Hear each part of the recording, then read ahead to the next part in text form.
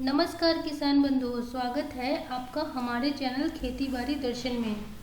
आज के इस वीडियो में हम बात करेंगे टिड्डी दल या आप जिसे लोकस्ट कहते हैं तो उससे हमारे फसल के बचाव के बारे में। जैसा कि हमने देखा है, कोरोना का कहर अभी थमा नहीं है और इसके बाद अम्फान का कहर और अब टिड्डी दल का आतंक, इन सब के बीच खाद्य सामग्री की समस्या बनी हुई है और अब टिड्डी दल से फसल को बचाना बहुत ज़रूरी है। तो आइए शुरू करते हैं इस वीडियो को और बात करेंगे आखिर कैसे हम अपनी फसल की सुरक्षा करेंगे। तो आपको बता दें, विश्व में टिड्डी की 10 प्रजातियां हैं। उनमें से भारत में 4 प्रजातियां पाई जाती है।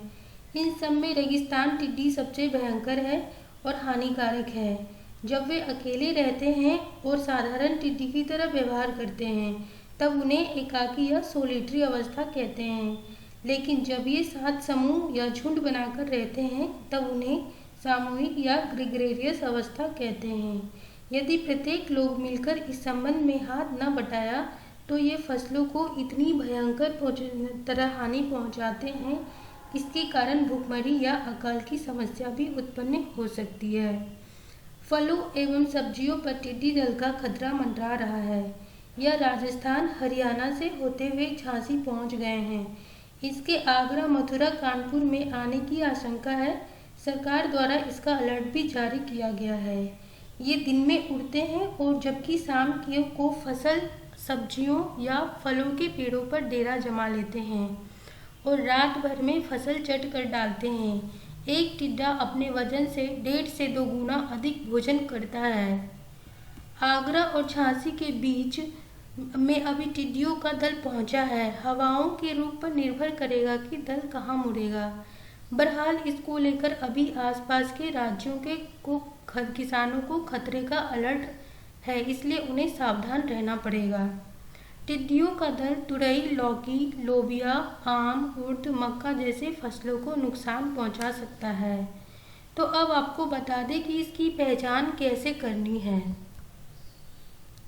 तो टिड्डियों का झुंड दिन के समय उड़ता है और शाम होने पर पेड़ों पर, झाड़ियों में फसलों पर बसेरा करता है और वहां रात भर गुजारता है। फिर सुबह होने पर सूरज उगने के बाद उड़ना शुरू कर देते हैं। शिशु टिड्डी झुंड के रूप में चलती है और वह पीली अथवा नारंगी शरीर पुस्तिका के साथ गहरी काली होती है। इस तस्वीर में आप इसे देख पा रहे हैं। अपरिपक्व वयस्क टिड्डी दल गुलाबी रंग की होती है और धीरे धीरे वे धुंधले स्लेटी अथवा भूरापन लिए हुए लाल रंग के हो जाते हैं। गुलाबी रंग की टिड्डियों के दल का पड़ाव अधिक समय नहीं होता है, इसलिए इसके नियंत्रण हेतु तत्परता बहुत जरूरी है। परिपक्वता की स्थिति में पहुंचने पर वे पीले हो जाते हैं।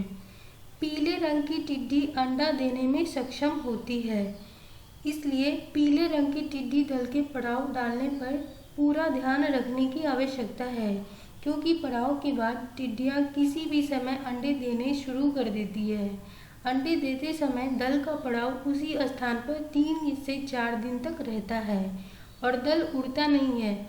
इस स्थिति का पूरा लाभ उठाना चाहिए और इस समय इस टिड्डी दल को नष्ट कर सकते हैं, लेकिन ध्यान देना अति आवश्यक है कि टिड्डियों की ना तो किसी एक व्यक्ति द्वारा रोकथाम की जा सकती है और ना ही किसी एक स्थान पर प्रयत्न करने से रोकथाम हो सकती है, बल्कि सब लोगों को मिलीजुली कोशिश से ही इसका नियंत्रण संभव है। तो आइए अब इसकी रोकथाम की बातें कर लेते हैं। तो टिड्डी दल में करोड़ों की संख्या में लगभग 2-2.5 इंच लंबे कीट होते हैं, जो कि फसलों का कुछ ही घंटों में चट कर जाते हैं।